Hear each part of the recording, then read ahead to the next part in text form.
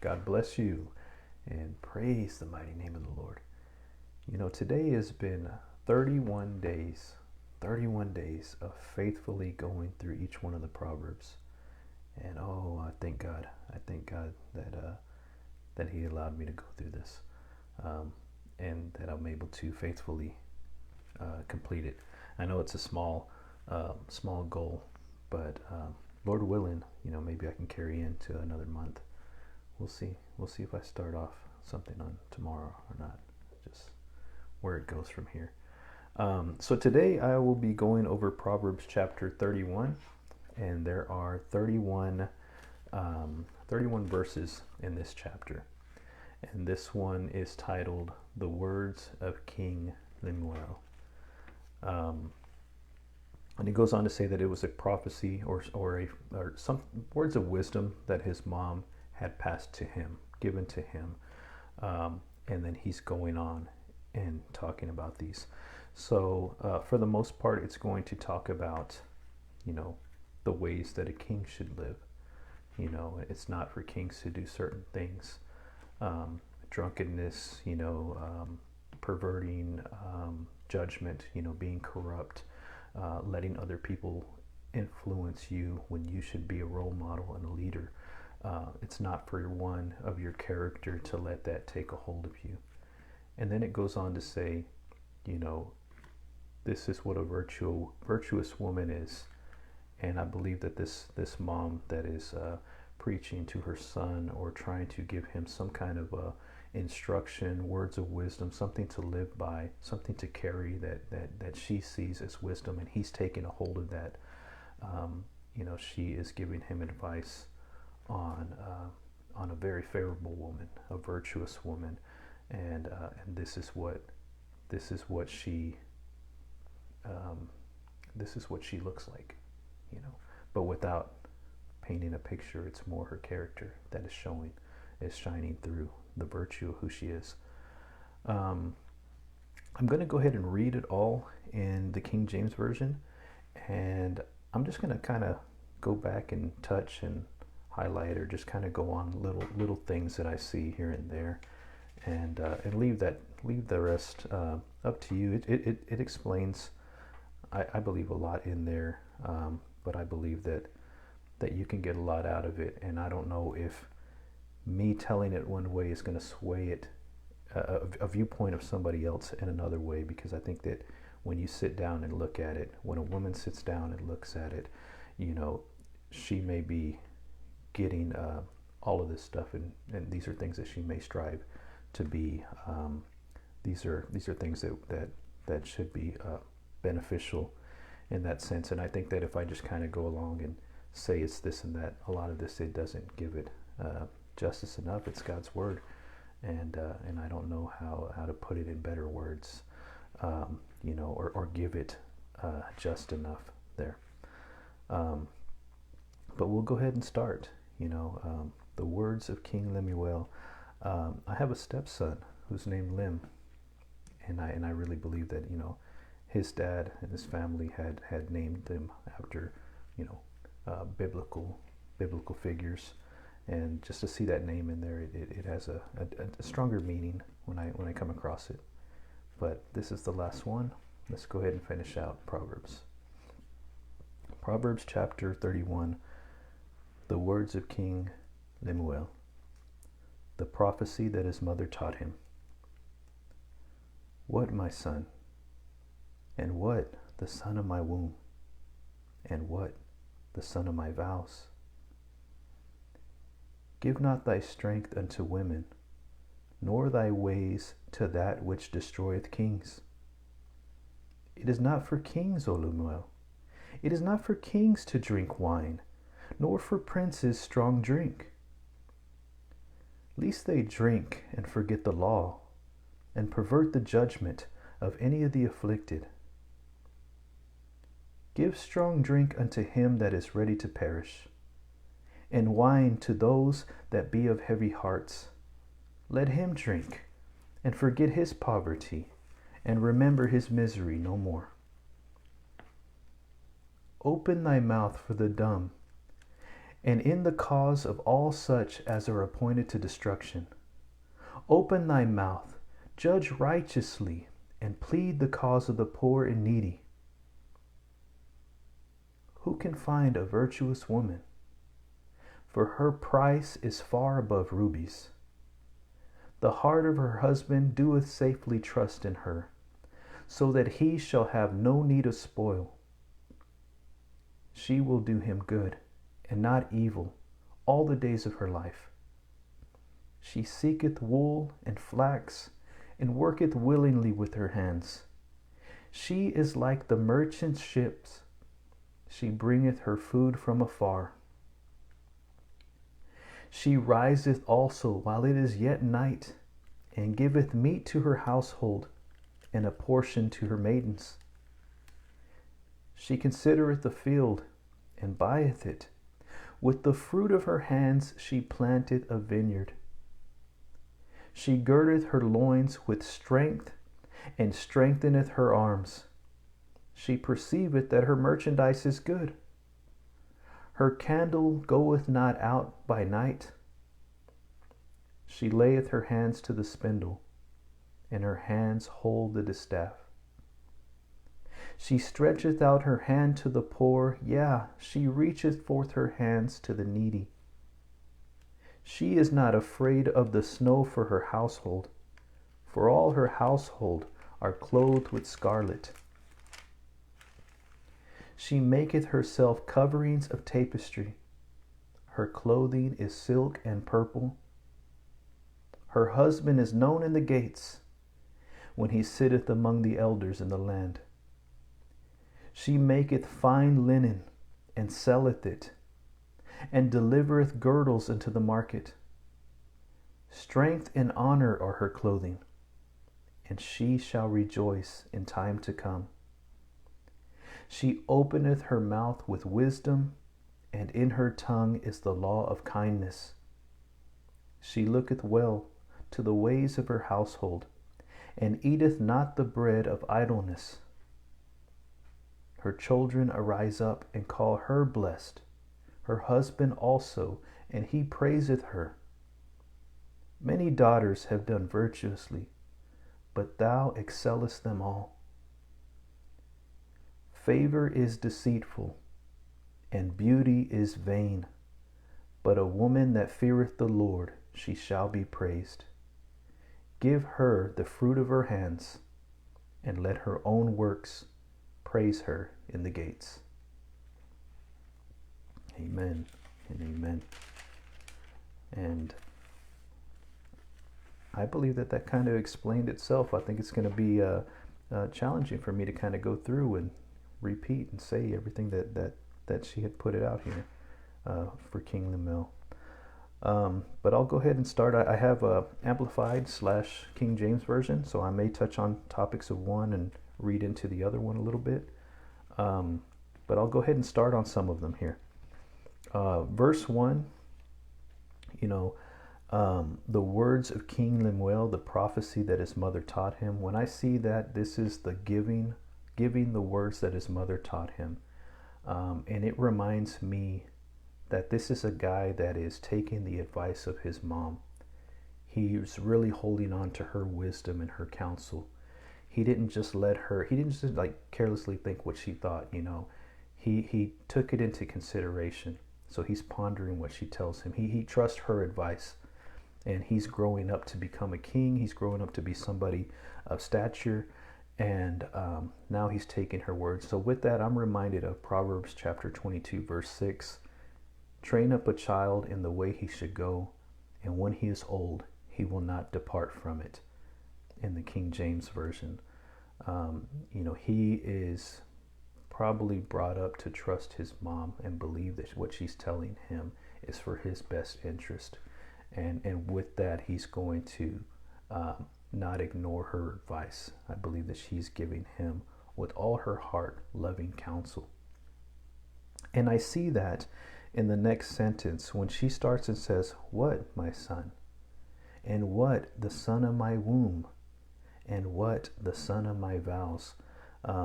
I found the Aramaic Bible in plain English. To me, it has the words that seem um, more understanding when I think of what is a mom going to tell her son, and what is she trying to say here, you know, and what it goes on to say is, it says, "Oh my son, oh son of my body, oh son of my vows," you know, basically, "Oh my son, oh son of my body, you know, this is the son I gave birth to, you know, oh son of my vows, you know, this is the son of my prayers, you know, like of my prayers answered. This is my son who I prayed and that I had, and here he is, you know, this is the son I have, this is the son I love.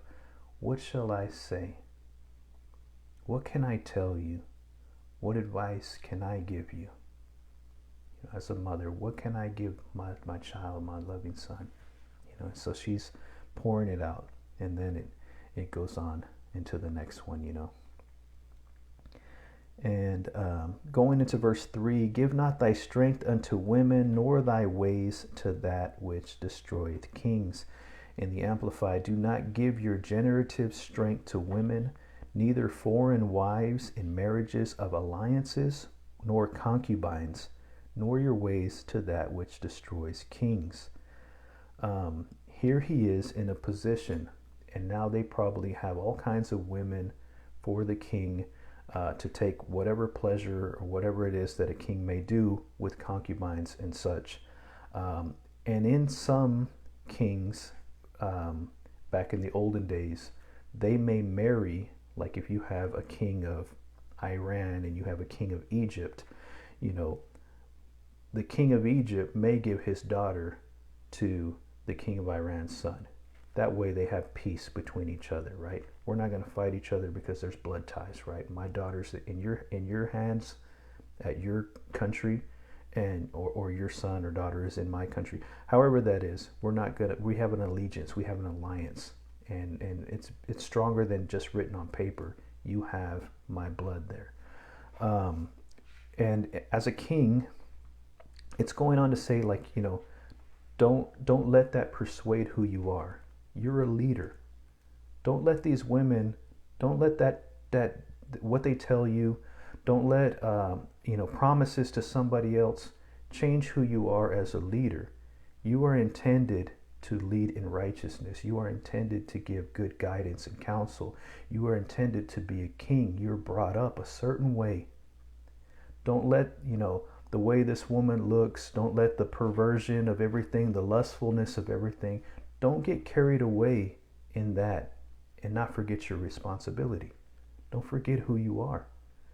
You know, and when I see things like that, it kind of reminds me of getting caught up in the cultures. If let's say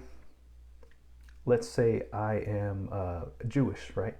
And let's say you don't eat things that are raw, and yet you marry someone that is like of Japan descent, right? And now your children is kind of raised on both sides of the families, and before you know it, you know, he's eating sushi or he's eating raw stuff, and for you that might be forbidden. What happened to my child? Look how he's raised. Look how he's growing up. He's not growing up in the way that we taught him. And I believe that God doesn't intend for us to have the influence of outsiders take dominance over him. His word should take that precedence. His word should be the lead. It should stand. So cultures seem to do that. And then you have something, for instance, you know, someone is in a Christian, you know, religion, but they go into something like Catholicism, you know, Catholic, and now they're bowing to statues. You know, I married somebody who was a Catholic, you know, or so on, and now my son's bowing to statues. When I know better, because I read my Bible. I didn't have a preacher or somebody tell me. I read it with my own eyes. I seen it with my own eyes. Thou shalt not have any other gods before me. Thou shalt not bow down and worship them. Thou shalt not make any images in the sky above, or the earth beneath, or the waters below the earth. You should not reverence these. So when I see these, who do I follow? Do I follow God, or do I follow the teachings of man? And where is my son going? And what am I going to say about it now that I know better? I'm a leader. I know better. She's telling him that same thing. You're a king.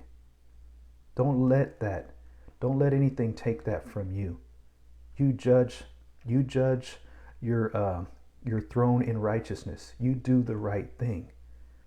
Carrying on to the next sentence. It is not for kings, O Lemuel. It is not for kings to drink wine, nor for princes strong drink, lest they drink and forget the law, and pervert the judgment of any of the afflicted. Give strong drink unto him that is ready to perish, and wine to those that be of heavy hearts. Let him drink, and forget not his poverty, and remember his misery no more. That's through verse 7. It's not for kings. I went through, I believe it was chapter 23 on another Proverbs reading. And in the end, I touched up a little bit on drunkenness. When you are a Christian, when you claim the name of Christ, you are sons and daughters of the Most High God. You are adopted into royalty.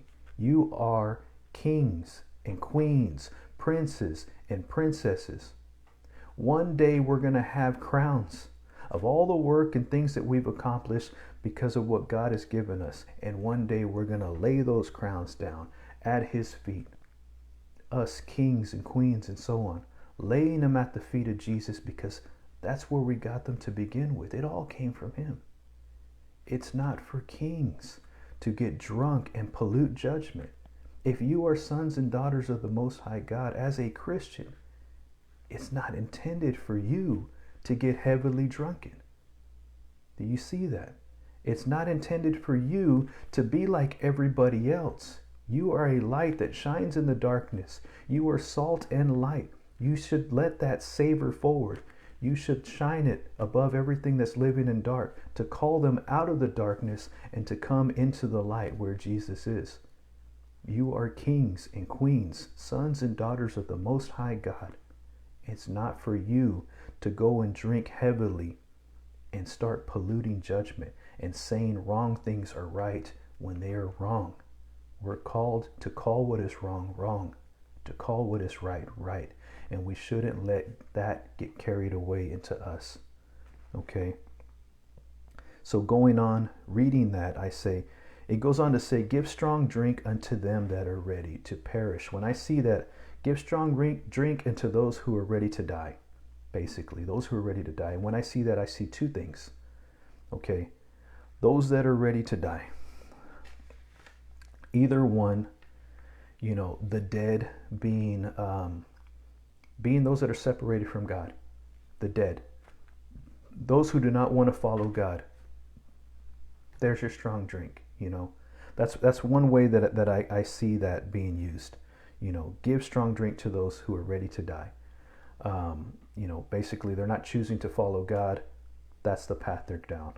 Another one is, back in, let's say you're in the Civil War and somebody gets shot, right? And now I got to cut off your leg. I got to cut off your leg because it's going to go gangrene. The infection's going to spread. You're going to go septic and you're going to die. But the best way for me to do it is to cut the leg off and to cauterize the wound, which means I got to take some kind of heating element and close off the wound after I amputate it.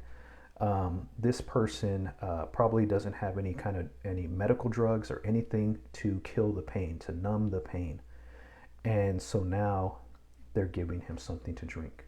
Drink as much as he can drink until they're drunk so they don't feel that pain anymore. So two ways I see that. One, it's in the situation of somebody that is so,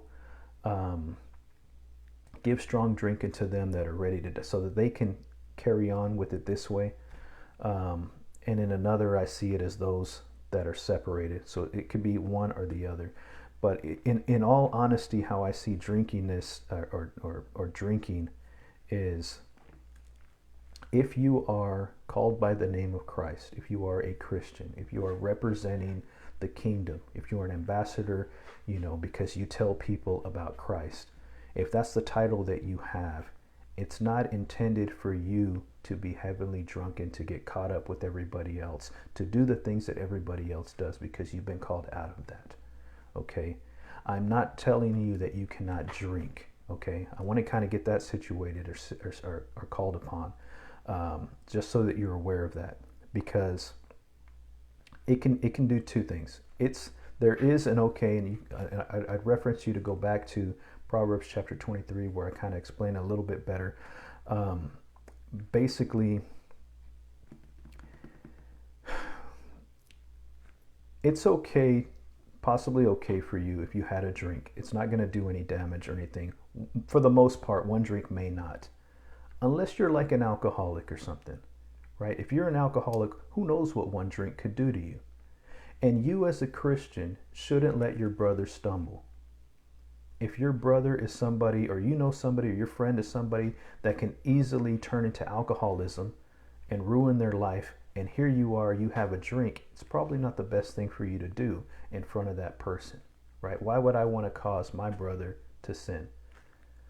So, for one reason, that could be the case. Two, drinking sneaks up on you.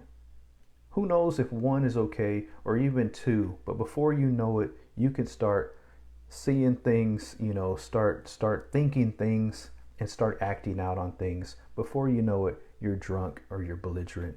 It only takes probably a couple of shots, and you can, depending on who you are, you can really mess up a lot of things. So it's not for you to go and do these things.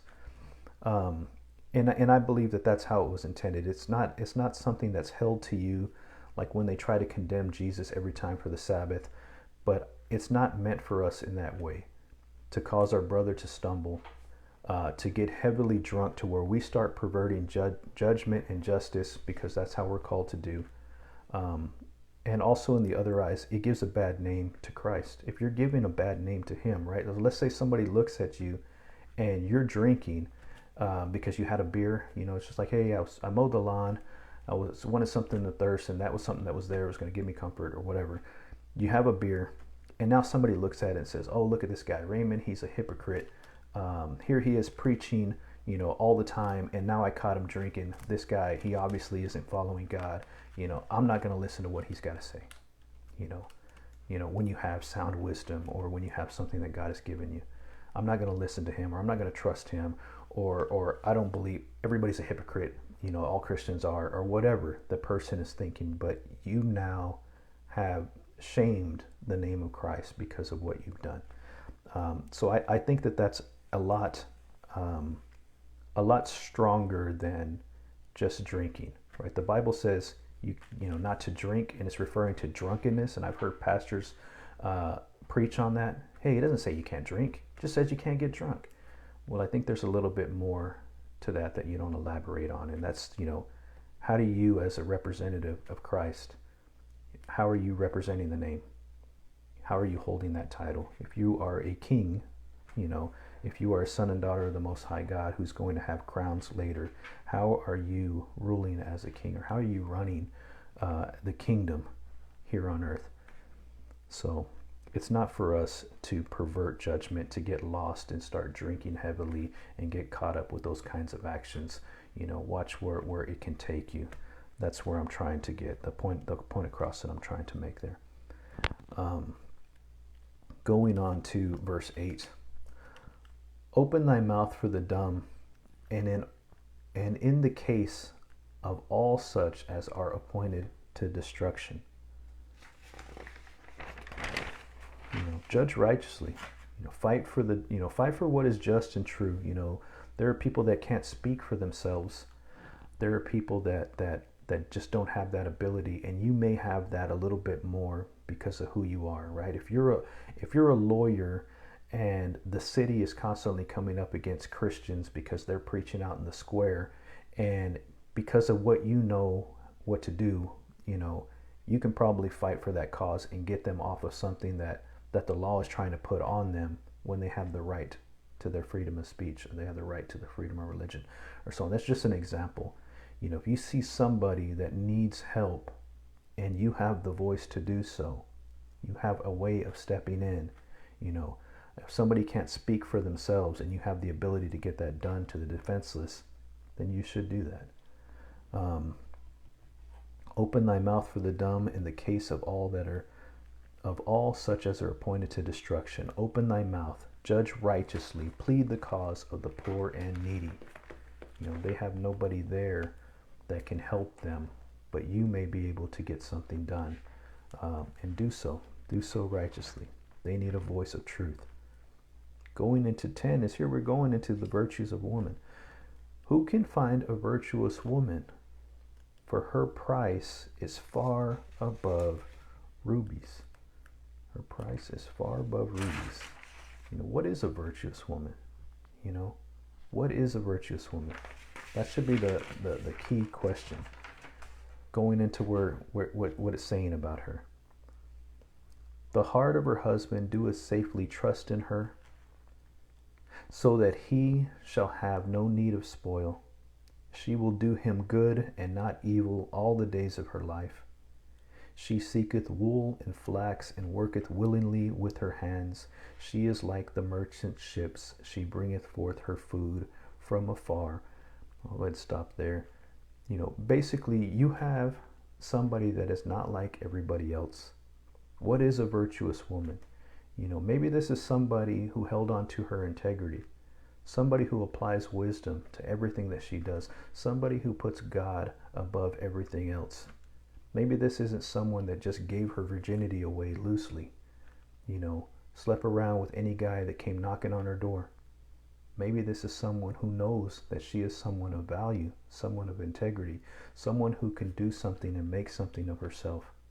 Maybe she applies her heart to wisdom, to following what God tells her to do. Maybe she finds love and she has a family and she sees me as a wife, as a mother. I want to take care of my family. I want to take care of my husband. I don't want to have to lack. I don't want to have things that struggle. I don't want to be one of these people that are wild and flirtatious and messing around with other people's husbands. Maybe this person is someone who wants to stand their ground and build their house up. I want to see my children graduate and make it into college and have successful careers. You know, I want to be somebody who blesses them. I have the ability to do so. Let me manage my house properly. Where are we lacking in our finances? Where are we lacking in this area over here? Maybe I can fix this to where we don't struggle, where we don't stumble. Maybe I'm not going to waste things on selfish gain. You know, I'll waste the check that we get weekly on partying at the nightclub. You know, waste the things that I have on hair, nails, makeup, shoes, whatever it is. Unless it needs to be, you know, for a celebration or whatever the case, but constantly doing this, and all it's doing is it's dwindling the money you had saved aside for vacation or the money you had put aside for the kids' college. You know, instead of bringing yourself up, bringing your household up. You know, to me it seems like this person is somebody who respects her husband. She isn't somebody that goes out and talks and whispers or laughs at other men's jokes, you know, basically showing disrespect to him because she's more flirtatious to other people. To me, this doesn't sound like somebody that is wanting to destroy what she has built up, a house, a family, a name, a reputation. To me, this virtuous woman is somebody who lives by wisdom, and she starts working a quality thing that is going to build a foundation for her family. She lets wisdom take action. She is led by the Spirit. And to me, it seems like she is Spirit-led, following God, and you can see the fruit of where she's going with it. This virtuous woman. She seeketh wool and flax, and worketh willingly with her hands. She is like the merchant ships. She bringeth forth her food from afar. She riseth also while it is yet night, and giveth meat to her household, and a portion to her maidens. She has so much she supplies all those who are in need, all those in her household, all those who help her. It goes on to say, verse 16, she considereth a field and buyeth it. With the fruit of her hands she planteth a vineyard.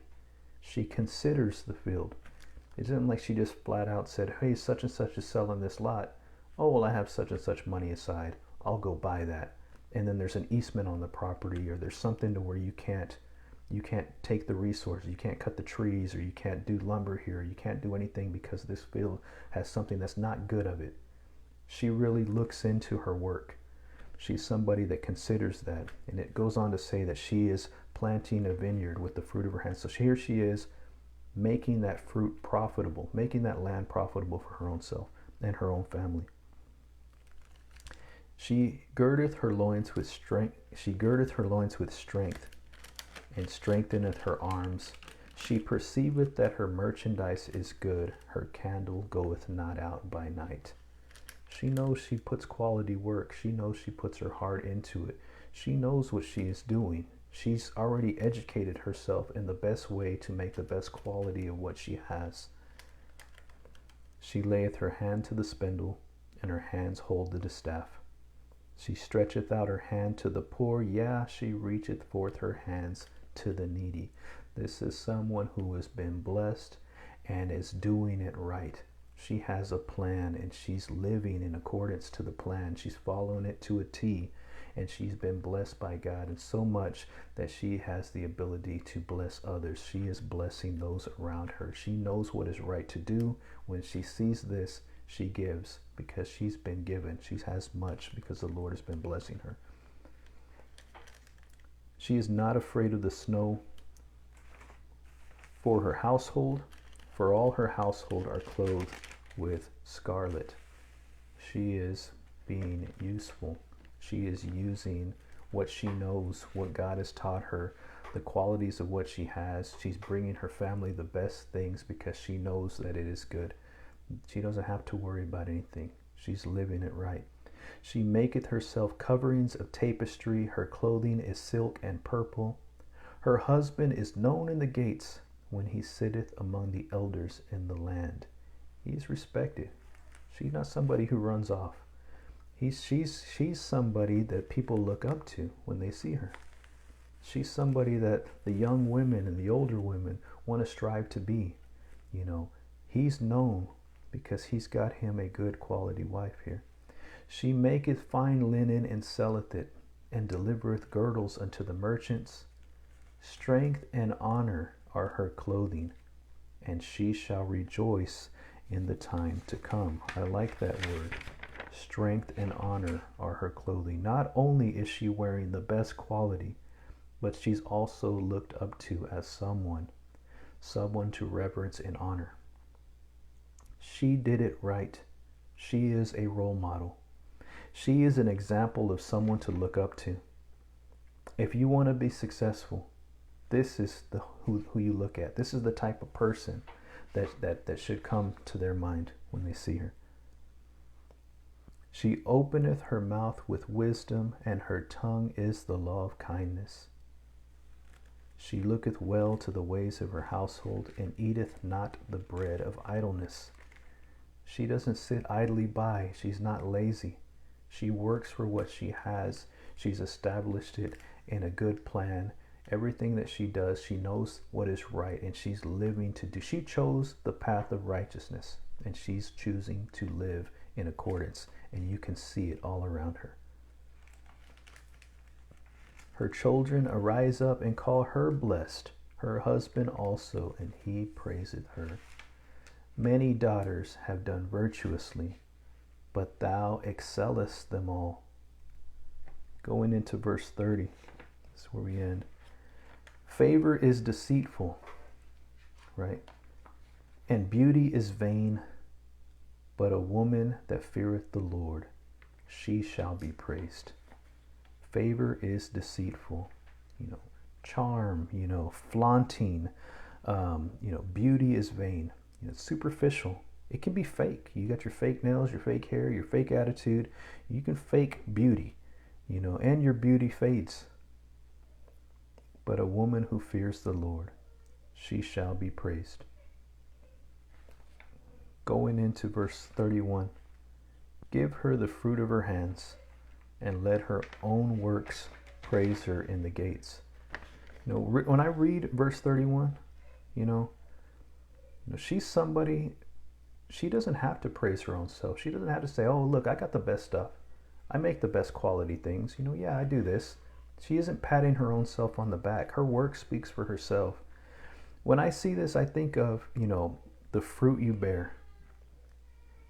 Many people call themselves Christian, you know, but the Bible says you will know a tree by its fruit. You know, where is your heart? You know, where your heart is, you know, is who you are, and that should speak for yourself. If you're going around cussing all the time, if you're caught up in fast living, if you're partying at nightclubs, strip clubs, pornography, then you're a Christian on Sunday. You know, your work should speak of who you are, who you really are. You know, your work should praise you, not your own mouth. You shouldn't have to say, I'm a Christian. People should know it, and they know it because your work speaks for itself. You see a tree that has apples on it, and you know that's an apple tree, right? Apples are hanging off of that. You see another tree that's got oranges on it, and you know that's an orange tree. It's got oranges hanging on it. You know a tree by its fruit. And when you have a Christian that's claiming the name of Christ and they're living a fast life, they're partying, drinking, pornography, sex, homosexuality, whatever it is, they're not living as a Christian should be. You should be able to say, no, that's not the Christian of what the Bible teaches me. You know, you're not practicing what you preach. You're a fake Christian. Don't be a fake Christian. Don't just give lip service. You know, are you the Christian that comes on Sunday? Your work should speak for yourself. It should praise you and not your own mouth. Otherwise, it's just lip service. It's just something we say to God. There's a part where he goes, you know, there's going to come a time where he says, you know, where you go, Lord, Lord, you know, what about me? Didn't I do this? Didn't I do that? And he goes, get away from me. You know, depart from me, you worker of iniquity, for I never knew you. Do you know him? Do you hear his voice? Are you following him? Don't be the fake hair, nails, and makeup Christian. Practice what you preach. Live up to that. Give her the fruit of her hands, and let her own works praise her in the gates.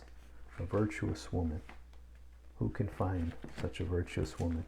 She is to be treasured, adored. Hold on to that. And I believe that King Lemuel, that his mom really wanted that for him. This is a loving mom that wanted the best for her child. And she knew who he was going to become. And she didn't want him to become influenced by other people's decision making. She knew he was raised right because he taught her right. She taught him right. She wanted him to be the best king, to judge righteously, to be loved by the people, to not be caught up on things that are affecting everybody else around you. Live who you are. Be valued who you are. You hold a name above all other names. When you hold the name of a Christian, you hold the name of Christ. And we represent the kingdom here on earth. And we should live up to that. He gave his life for us. And we are now a new us. We're no longer the same old dirty us that was caught away in sins. If we're following him, follow him.